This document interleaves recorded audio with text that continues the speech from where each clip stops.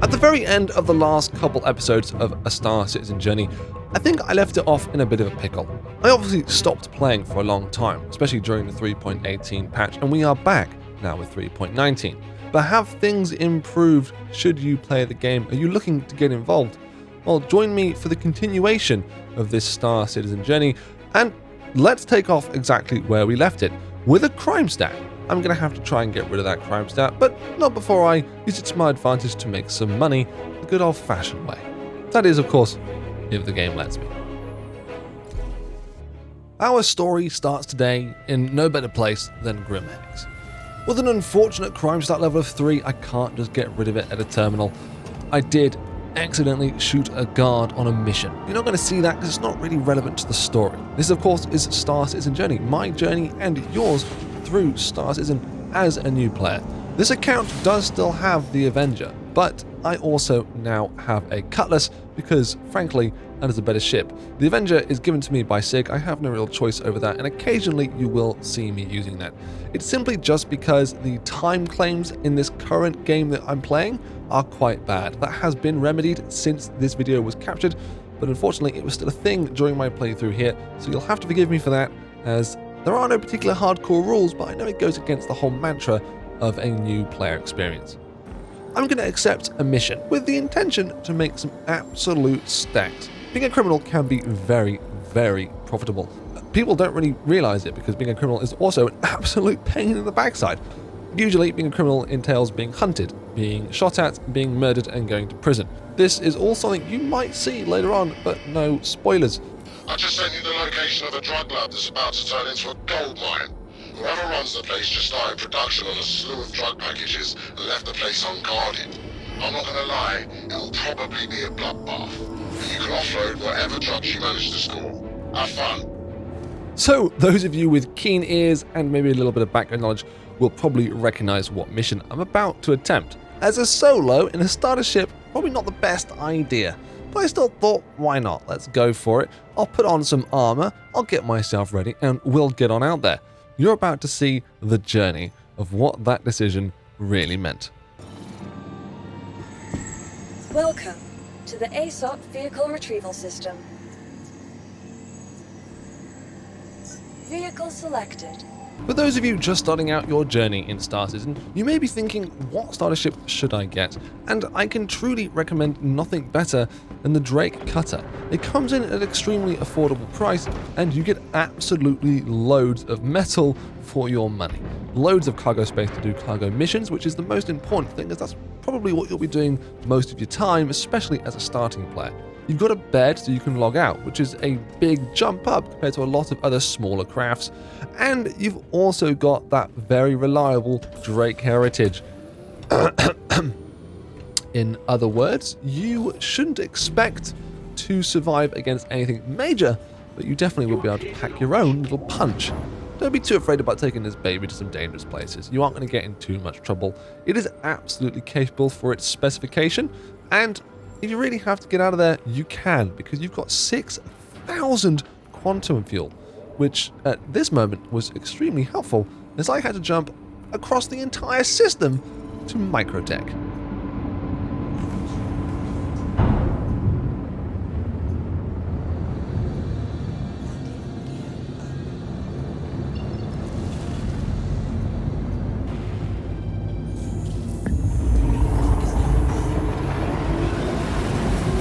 A journey such as this really does take quite a bit of your real time, upwards of 5 minutes, especially in a starter ship. If you're expected to have anything done quickly, this isn't the game for you.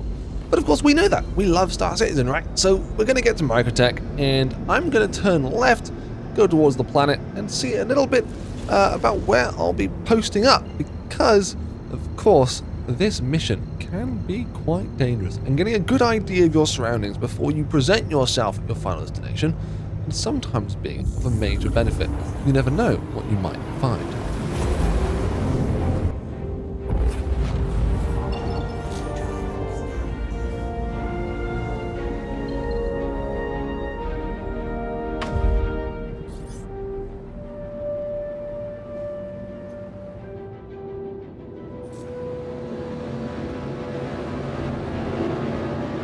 That's right, a lowly Aegis Retaliator.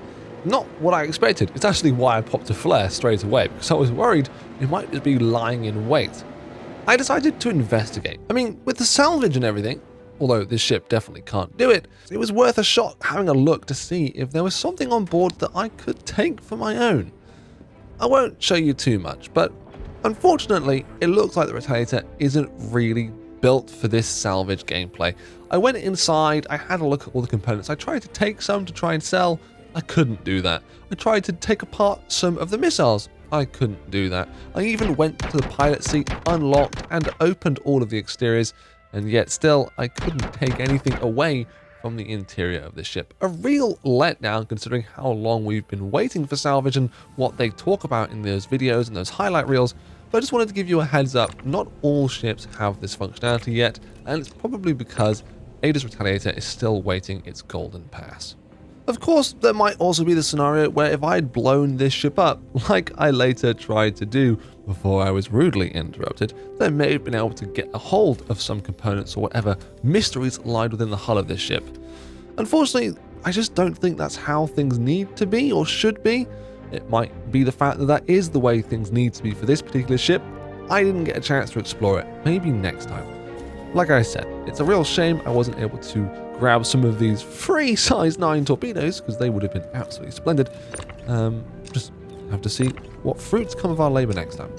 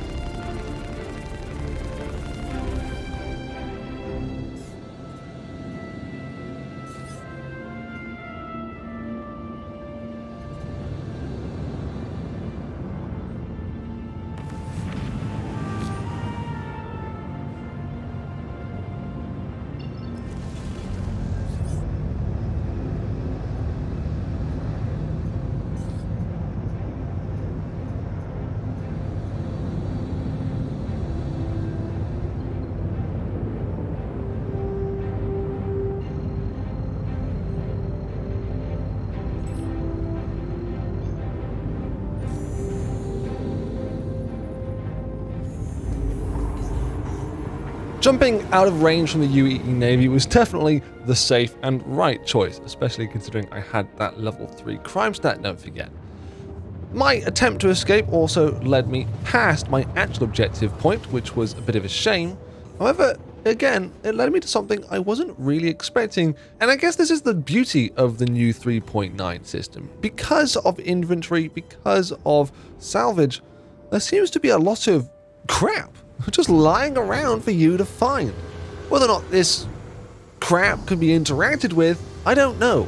I've tried and I've encountered some issues. Firstly, I found it very hard to know what was even inside these containers. The scanner didn't seem to actually give me much information, and neither did actually hovering over it, because of course it just said placeholder. So whether or not I was wasting my time and my precious cargo space, I just didn't know. Dragging it into the inventory of my vehicle also didn't seem to actually help inform me any further. I wish there was some sort of system in place to just remove placeholder items that aren't worth any time or value to anyone away from the game, clogging up performance and all the rest of it. And I mean, just look at it. What is it doing? It flew away from me.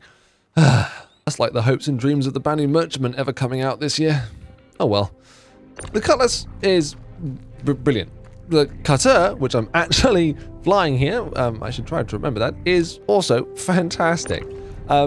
Again, look, absolutely loads of cargo space. I thought things were going really well, and I was genuinely excited to see what I'd get for my riches.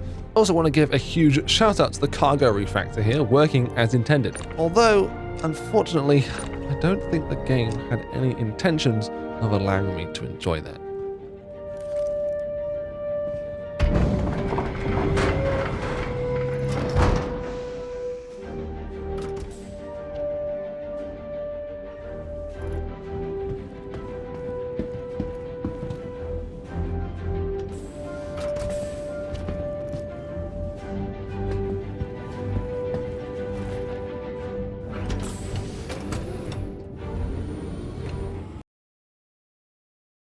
Great. Every cloud though, as they say, and in this case, that little crash actually ended up doing me a huge favour. Although we may have missed out on our bounty of riches, I did in fact get rid of my crime stat, which at the end of the day was something I was intending to do anyway, just not the way I would have liked it. Spending time in Klesha wasn't really a fantasy of mine, so I decided to go AFK for a little bit, make myself dinner, do whatever it is I wanted to do for the rest of the day, and then come back when I had no time left on my incarceration. I don't know about you, but being stuck in one place, starving of oxygen, not really gameplay in my books. One of the greatest benefits though of a prison sentence is that you do get to basically respawn at Everest Harbour, the most centralised location in all of the verse. This is great news! It has access to loads of weapons and vehicles and things you might actually need to buy if, for example, you just had everything taken off you by the Gestapo. I unfortunately had this encounter. It's okay though, I didn't lose my head this time. Be careful in those prisons, you could go crazy. So after a little bit of sightseeing and elevator hopping back and forth, I decided to go and get my Avenger out and take it for a bit of a spin while I waited for the cutter to be brought to this location.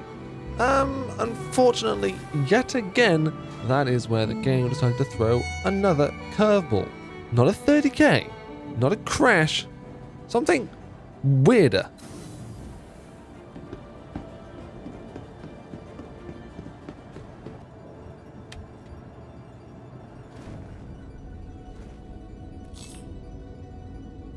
So for those of you playing at home, I'll give you 10 seconds to figure out what might be wrong with this image.